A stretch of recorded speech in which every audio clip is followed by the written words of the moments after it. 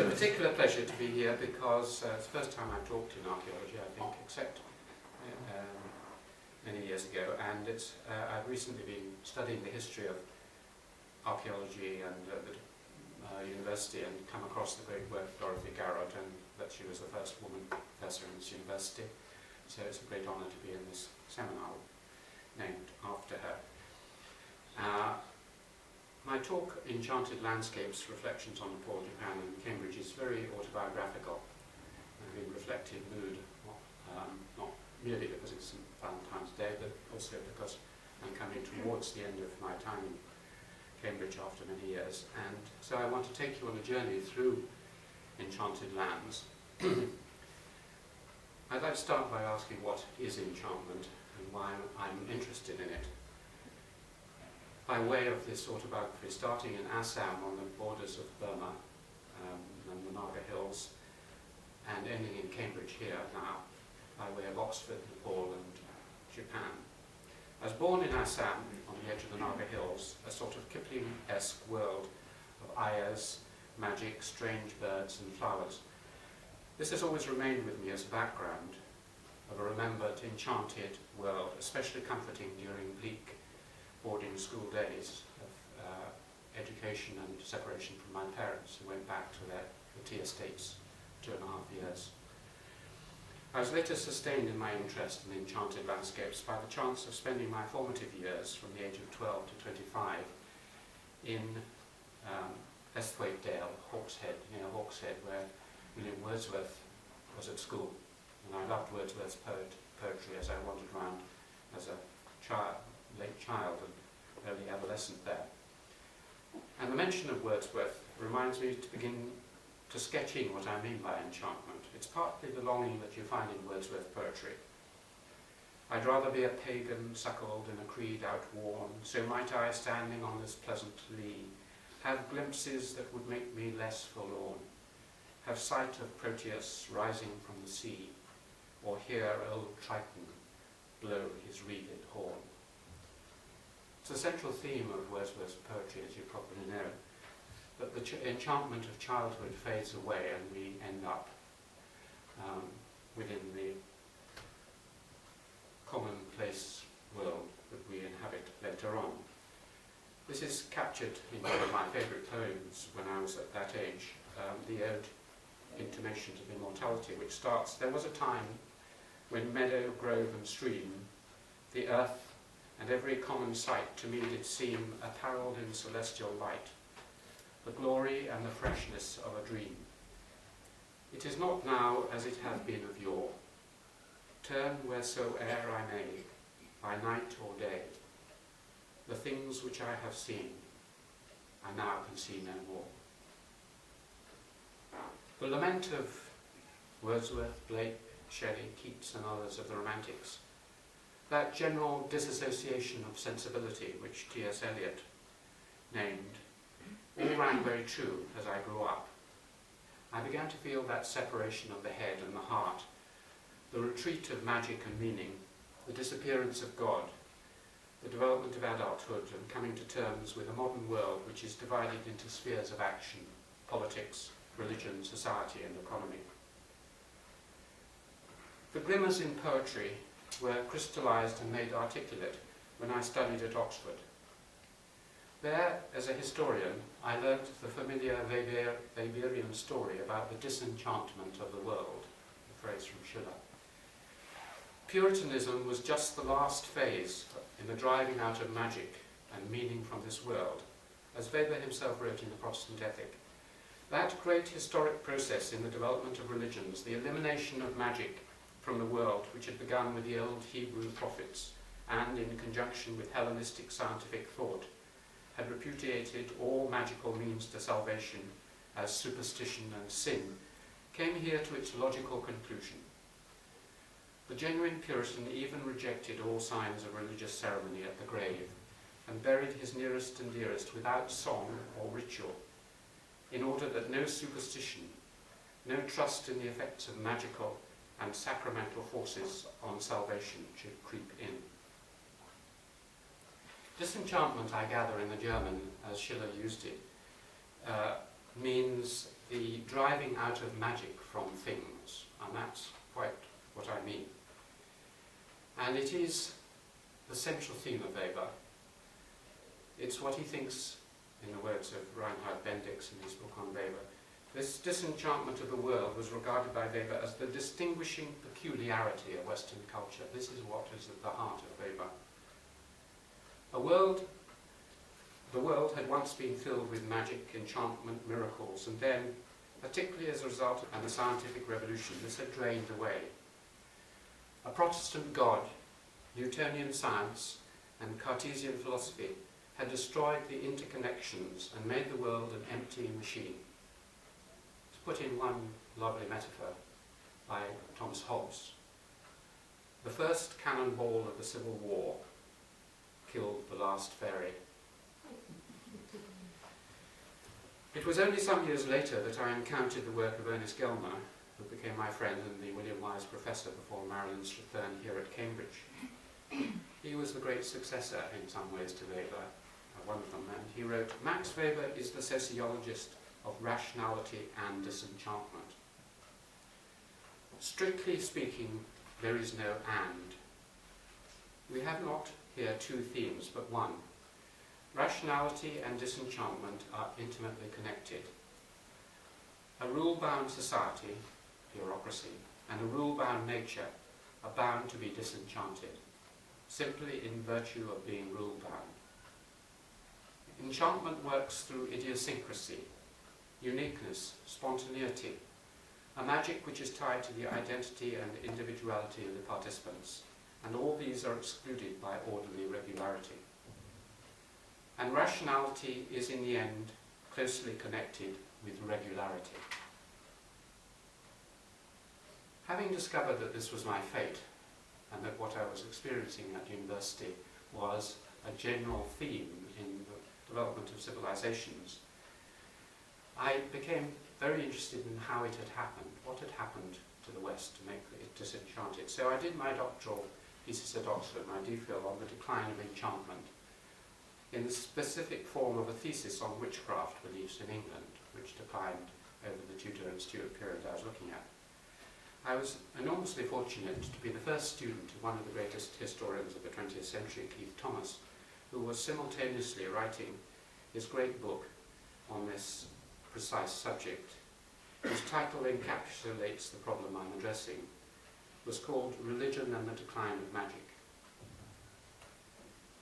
Keith also pursued this in his second major book, Man and the Natural World, where he explains that in place of a natural world redolent with human analogy and symbolic meaning, and sensitive to man's behaviour, they, that's the 17th century philosophers, constructed a detached national scene to be viewed and studied from the inside, as if peering through a window. You look out, separated off from nature. When I was studying these things at university at the postgraduate level in the 60s, I wasn't aware that Weber's greatest student, the only person who is was allegedly able to have very long, intense and equal discussions with Max Weber towards the end of his life, that is Karl Jaspers, had put forward a short account of the two philosophical transformations which lay behind this great shift from an enchanted and magical world to the prosaic one which I believed I was growing up into. The first shift was the Axial Age. Jaspers calls it the Axial Age because it's like a wheel turning on its axis. This is the Axial Age of the great religious and philosophical thinkers from the 8th to the 2nd century BC.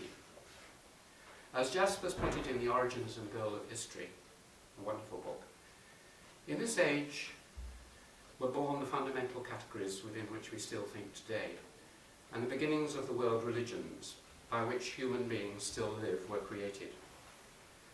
The step into universality was taken in every sense. And again, it would seem that this axis of history is to be found in the period around 500 BC, in the spiritual process that occurred between 800 and 200 BC. It is there that we discover that we meet with the most deep-cut dividing line in history. Man, as we know him today, came into being. For short, we may call this the Axial Age, or period. And that's the end of the quotation. Before this Axial Age, the natural and the supernatural worlds were entangled with each other, not seen as in contradiction or opposition. As in most tribal religions, the world of spirit was largely a reflection of this world and intermingled with it. Humans and animals, this life and the afterlife, were blended together. This is often a world of shamanism and witchcraft, of animism, material things have spirit in them, and of attempts to put pressure upon spirits through sacrifice and magical spells. The divine world is not a separate ideal order against which we measure this life, but a continuation of the sensory world in an invisible form. Now, for reasons as yet unexplained, in much of Europe and Asia, over a period of 600 years, a number of great religious and philosophical figures emerged who changed this. They created a dynamic tension between this world of matter and another world of spirit. They set up ideals against which our behaviour should be judged. New philosophical systems provided a reorganised relation between a god or ideal system and this corrupted world. In China, this happened in the works of Lao Tse and Confucius. In India, in the Upanishads and the teachings of the Buddha. In Iran, with Zarathustra or Zoroastra. In the Middle East, in the books of the great Old Testament prophets, including Elijah, Jeremiah, and Isaiah. In Greece, in the fount of Western thought, in Heraclitus, Homer, Plato, and others. So China found its Confucian template, by which it has lived ever since. Much of India and Central Asia, its Buddhist salvation. In the western end of the continent, the firm foundations of the monotheistic religions of Judaism, Christianity, and Islam, which were to dominate that world, combined with Greek philosophy. This was the first Axial Age. The second aftershock of it, the refinement and final outcome, occurred about 2,000 years later with the religious and scientific revolutions of the 16th and 17th centuries. This took the opposition and distinctions of the first separation to their ultimate conclusion. The radical dissociation of the natural and supernatural worlds, which was at the heart of Protestantism, was combined with the separations which are associated with Descartes and the 17th century scientific revolution. This disenchantment of the world is the separation of this human world based on discoverable natural laws of physics and chemistry from the spiritual world, which is somewhere else. It is the end of the mixing of natural and supernatural, of the world of miracles and magic. I didn't know all this at the time, and I only discovered Jaspers about 10 years ago. But he was saying, putting all this into a context, which I later came to appreciate. But to return to the journey. I discovered in Oxford, as I began to try to understand witchcraft, that anthropologists have long made a speciality of enchanted landscapes, worlds where the separations of modern life have not occurred. That is one meaning of tribal. There are no instituted economies, polities, societies, or religions, but rather a holistic and interpenetrated world. A famous example is the Mausian gift, a material thing and also a spirit of the gift. Another is the Azandi world of mystical interpretations or interpenetrations. It was largely out of a desire to experience a world where enchantment still lingered that made me decide to be an anthropologist, to visit that world on the wane which Levi-Strauss so hauntingly writes. I decided to try to return to the enchanted world of my early childhood in Assam, but instead ended up among the Gurungs of central Nepal. This was no loss, for by accident I landed in one of the most enchanted shamanic societies on earth. The first surprise, Nepal. The Gurungs have preserved better than any other group I know of in the Himalayas and in western China, which I've explored to a certain extent. An ancient form of North Chinese shamanism, tinged with Tibetan Bonpo religion. Their shamans, or podju, chant and carry out long and complex rituals to localize the forces which invisibly swirl around everywhere. The hills and forests are filled with an array of godlings and ghosts. Even the house has a godling in the fire, another on the shelf in a pot of pure water, and another behind the house. The world is thick with enchantment, and the visible material world is just a thin covering for a world of benevolent and malevolent forces. In other words, there are no separations. This is a total society. All relations are symbolic as well as practical, multi-stranded and meaningful. I had found a truly enchanted world when I went there in 1968. After my first extensive fieldwork, I didn't return until 1986.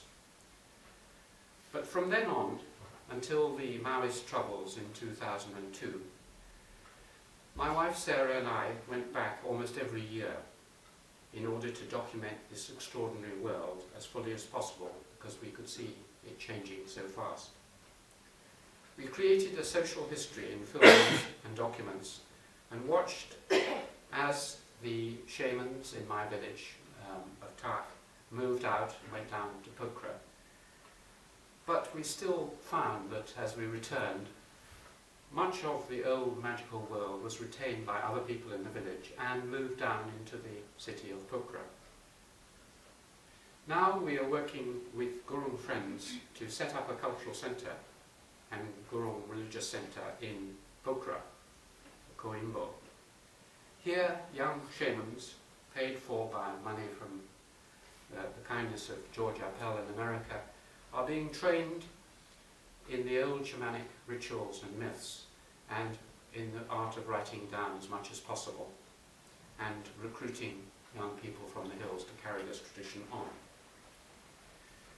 This study of the Gurungs and the Cultural Centre is particularly nice to mention on this occasion, because it is a joint project with Chris here, who carried out a lot of field work in this area, up in the high hills from which the Gurungs had descended into the villages I worked in. And the work on the Kola project, which Chris has been organising, will be published soon. So it is a collaboration between archaeologists and anthropologists and people of the culture themselves. Two things have surprised me above all about this encounter. The first is that such a rich and ancient system of enchantment, dating back thousands of years, has been preserved so well for so long in this area.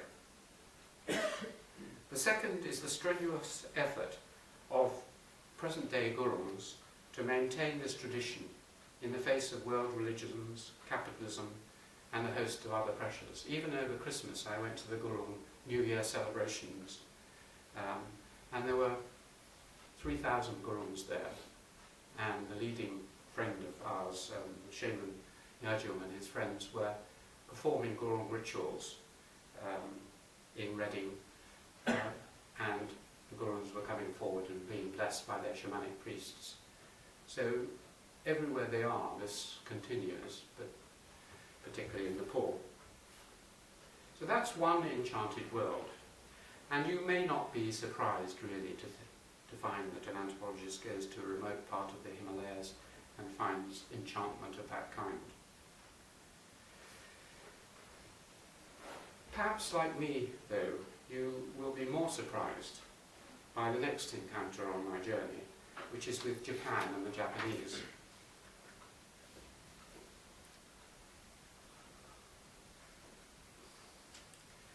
My wife and I went to Japan in 1990, and I returned there every few years. We worked intensively with two Japanese friends, because I don't speak the language and I needed to work with people who have become very close colleagues and, in a sense, wrote what I know with me. And they wanted to exchange my insights on how England works for their inside knowledge of Japan. I went there originally because it seemed to be an island which was rather like England. It was a true feudal society, it was an island, and it was the first industrial nation in its part of the world. What I expected to find was a very modern, disenchanted, industrial urban civilization, similar to the one I thought I'd left in Britain. So, for 15 years I tried to understand Japan. I wrote about it, I visited it, I read about it. And I tried to place it within the post-Cartesian and Enlightenment categories of Western thought. I took my framework from all the great thinkers, from Montesquieu onwards through to modern social scientists, and I tried to fit this apparently huge and highly successful urban civilization of 120 million people within that separated framework of modernity and disenchantment, which I had come to assume was our fate.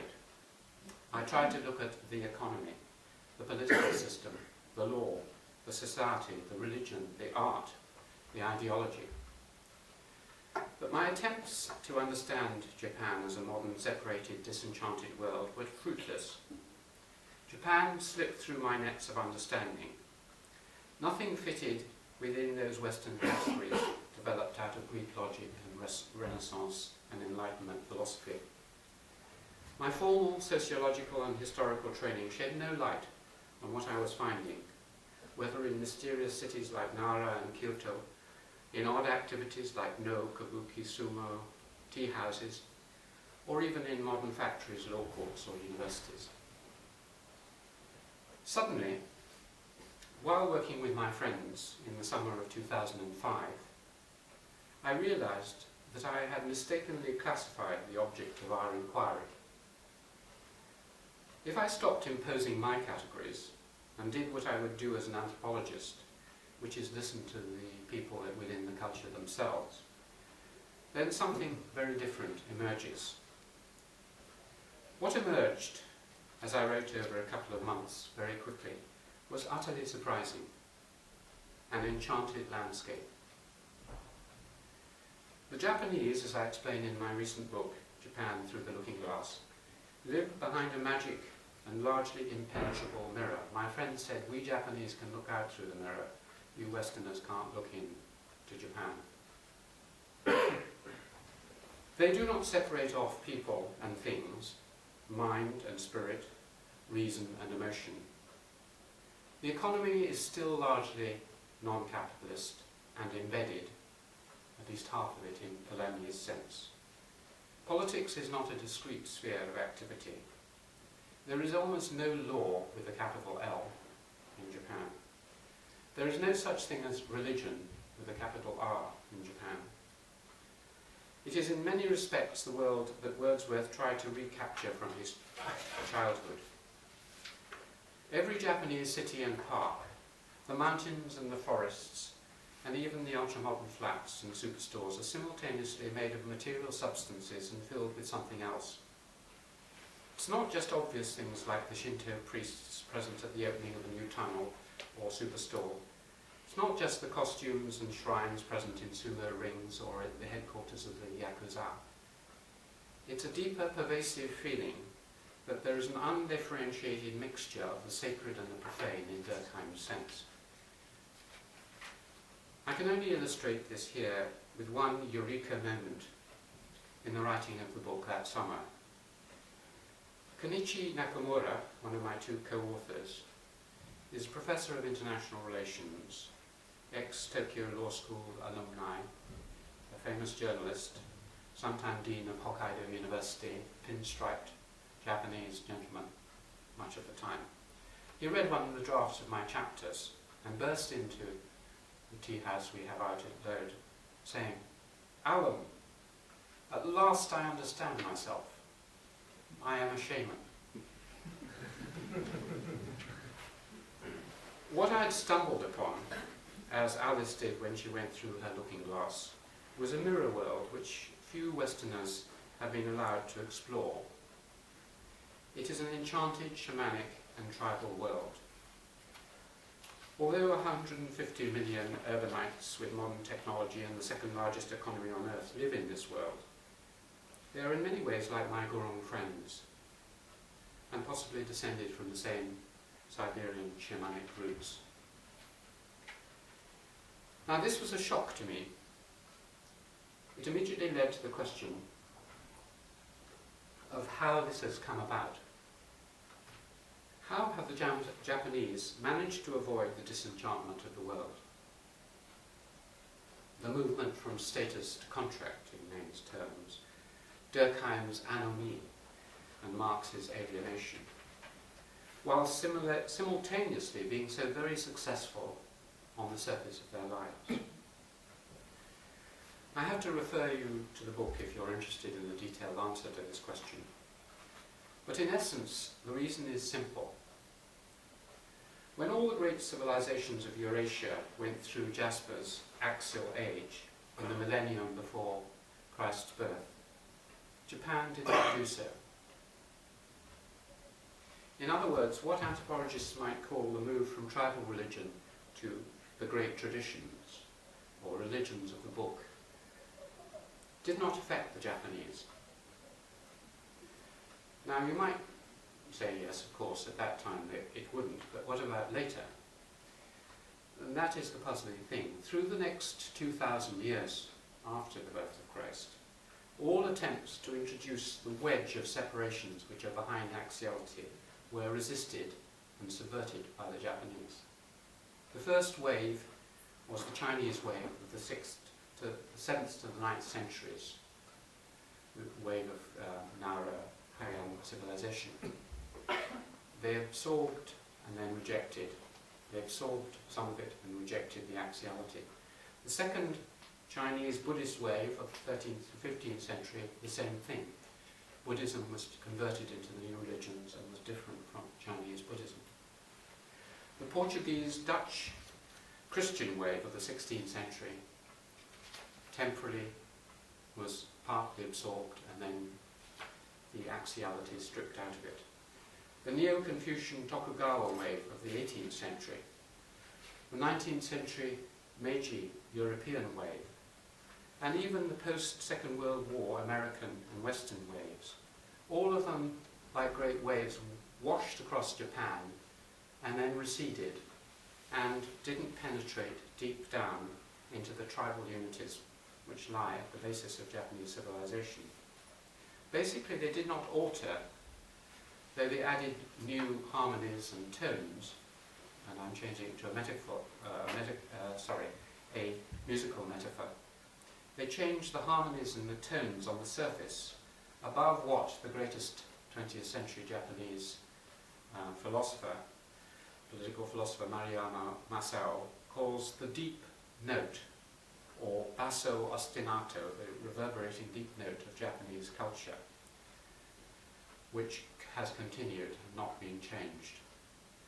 Below the surface, like some Miyazaki-like world, that's a Japanese animated filmmaker who made Spirited Away and films like that.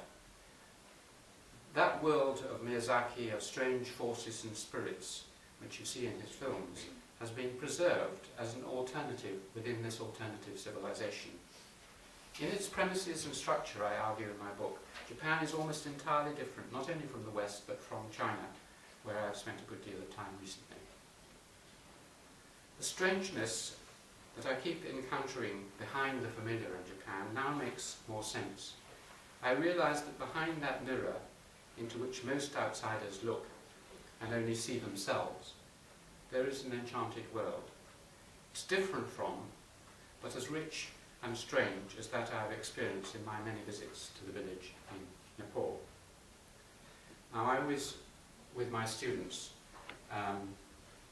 stop after 35 minutes and give them a break for a minute or two, which they always in their comments say that's the best part of the lecture. It was really good. But one needs to relax after hearing something. I was going to use that interval to show you my website, but technology has intervened fortunately for us. I'll just mention, though, that if I've only been able to just get over the surface. If you're interested, if you Google Alan Macfarlane, it will take you straight to the top hit, which will be my website,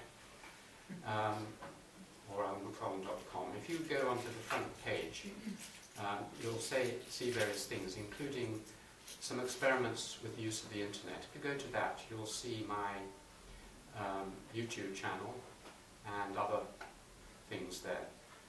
On that YouTube channel, there are playlists. There's a playlist called Virtual Village in the Himalayas, which has got lots of film about the Himalayas. I'm putting more on, including a film about how to do fieldwork. It's the only film on the web about how you do anthropological fieldwork.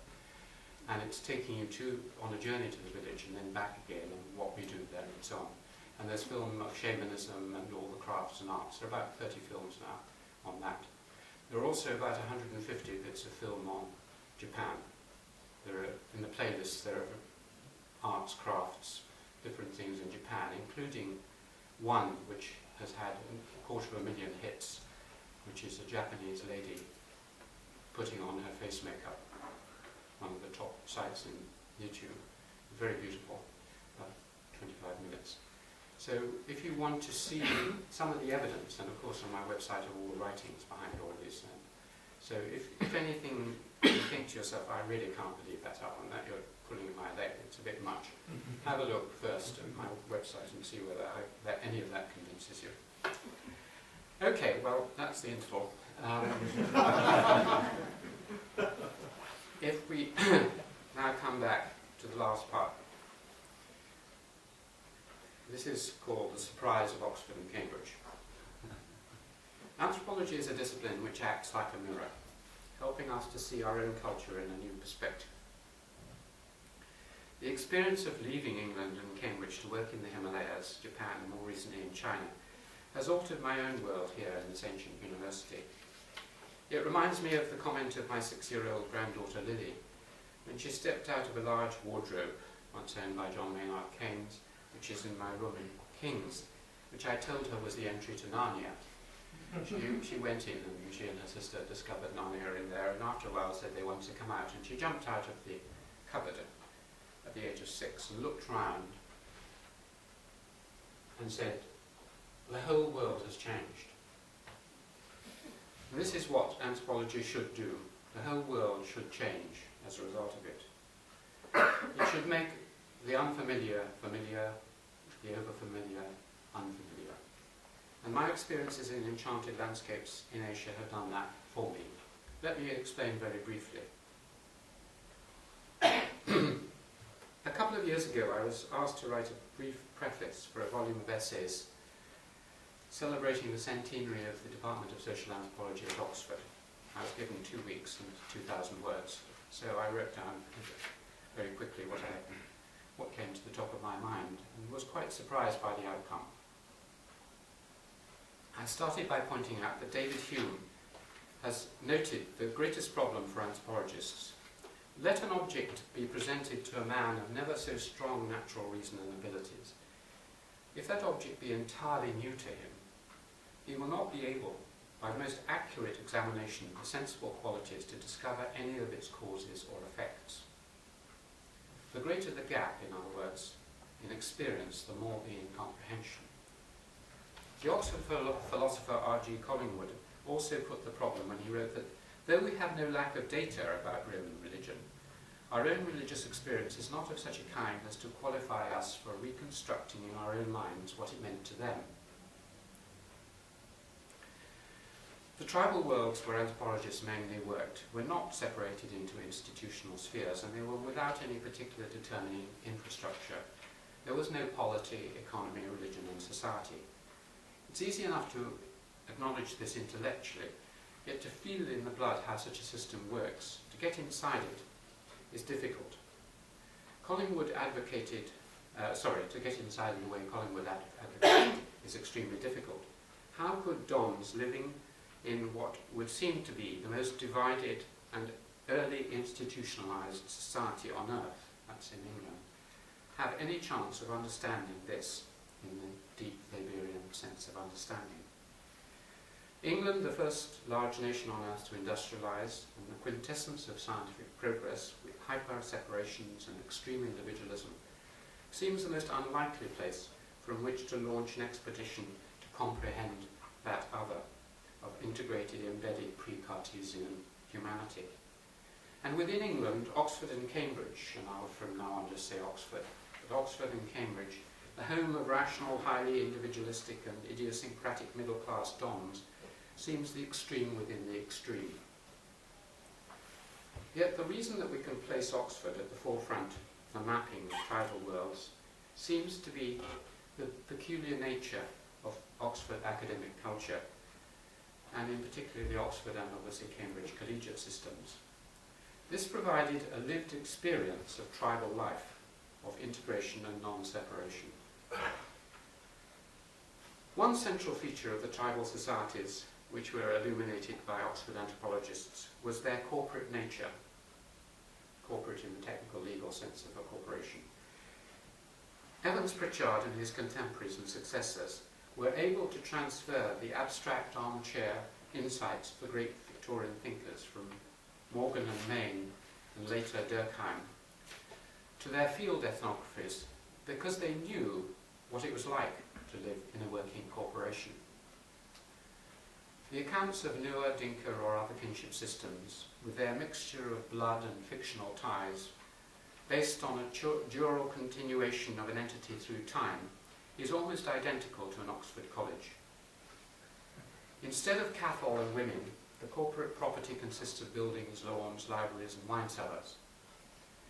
The idea of corporate existence in fellowship, with its feeling of continuity and shared participation in a larger, co-owned whole, was familiar enough to them.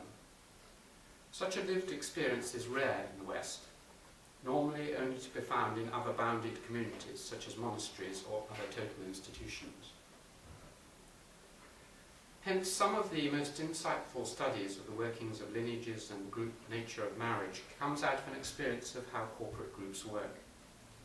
The embeddedness of social relations in a multi-functioning whole, which is simultaneously an economy, a polity, a ritual unit, and an intellectual world, made it possible to grasp something as unfamiliar as African or Pacific lineage systems.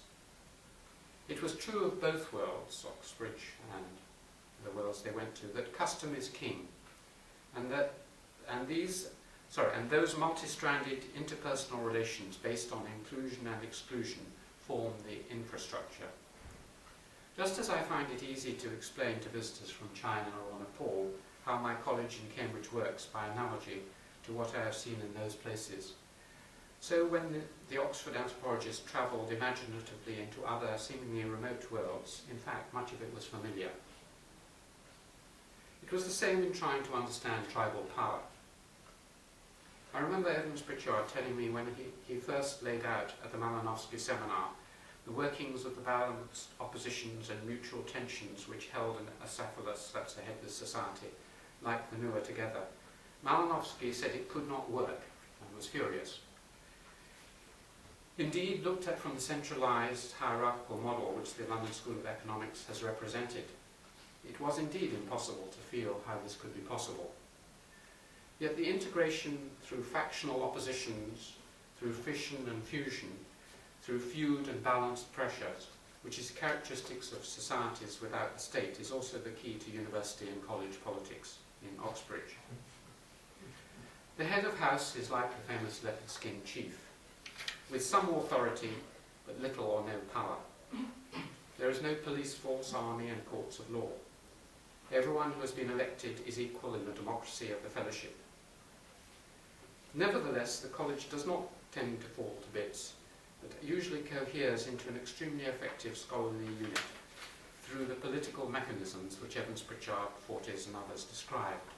Rivalries, micro-alliances and occasional use of brokers and adjudicators, similar to the saints in the nomadic societies that Ernest Gellner wrote about, maintain order in an apparently almost effortless way.